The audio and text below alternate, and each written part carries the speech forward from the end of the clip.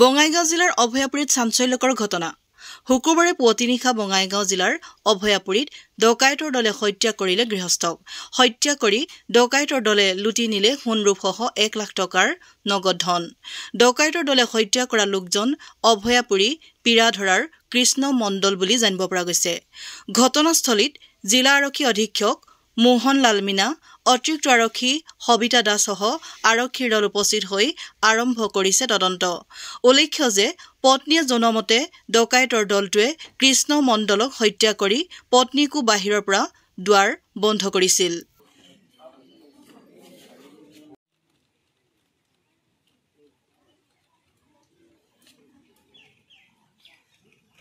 মোক ফোন কৰিছে, ফোন কৰাৰ পিছত কৈছে যে লক্ষী আয়, মোৰ শেষ হৈ গৈছে। মই কি হৈ গৈছে?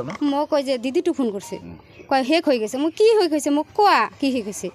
কয় তোৰ দাদাক যে ফোন কৰিছে, কয় মাৰ্ডাৰ কৰিছে, ডাকাত আহি কালা পোচাক পিন্ধি মাৰ্ডাৰ কৰি থৈ গৈছে। আমি কৈছোঁ তুমি কোন আছিলা? কয় আমি ঘৰে চিটকাৰি মেৰে আমি ঘুমাইছি। ঘুমাৰ পিছত তাৰপৰা কৈছে, কয় মোক ওলাব নাদে, মোক ডেগাৰ দছে বুকত যে তুই নোলাবি, একটা খুন কৰিছে তোকো কৰিম।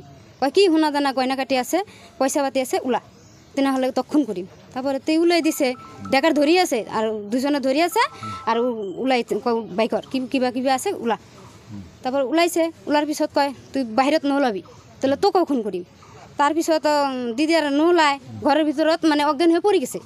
পড়ে যাওয়ার পিছত তারপরে কইছে, পরে অজ্ঞানের পরে জ্ঞান ফিরিছে, তারপরে মোক ফোন করছে। কয় 3টা বাজা ফোন করার পিছত কয় যে হ্যাঁ, ফোন করার পিছত কয় লক্ষী আয়, মোর যে শেষ হয়ে গেছে। কি শেষ হয়েছে? কয় তোর দাদাক যে মার্ডার করছে। কোনে করলে? ওই যে তাই কলে। কি লৈ গৈছে ডকাইতে আহি? সোনা দানা, টকা পয়সা, অস্ত্র লৈ আহিছিল। আৰু টকা কিমান লৈ গৈছে? টকা বা কিমান লৈছে? 1 লাখ কৈছে, 1 লাখ মান তুলছো। কিমান মান লৈছে? পইচাটো কিয় মানে ৰাখিছে? ওই গাড়ি কিনব, গাড়ি কিনার কথা কইছে আর কি। গাড়ি কিনছে, পুরান গাড়ি। কি নাম? ফোন করছে, ফোন করার পিছত আইসং, মানে আমি গাড়ি রিজার্ভ করে আইসং। আর পিছত তো দরজা সব লোক, আর আমার বউ কই আছে হ্যাঁ এতিয়া আহিবে আর কি। এতিয়া আইফা নালাগে, এটি লোক পিছফালে যাব কৈছে। পিছফালে আমি তো সোমাব না, আমার সৰু একটা ভাতিজা আছে, সি সোমাইছে। এই ওয়ালটা খুলি দিছে, এই দরজাটা খুলি দিছে, এতিয়া আহি আমি সোমাইছো। ভিতৰত সেইটা দেখা পালাম উলংগ হয়ে আছে, হ্যাঁ কাপড়টাতে মানে ঢাকি দিছে। তোৰ আঘাতৰ চিন আছিল শৰীৰত, তেজ ওলাইছিল মানে কাটছে, দেগাৰ কাটিছে, মাৰছে।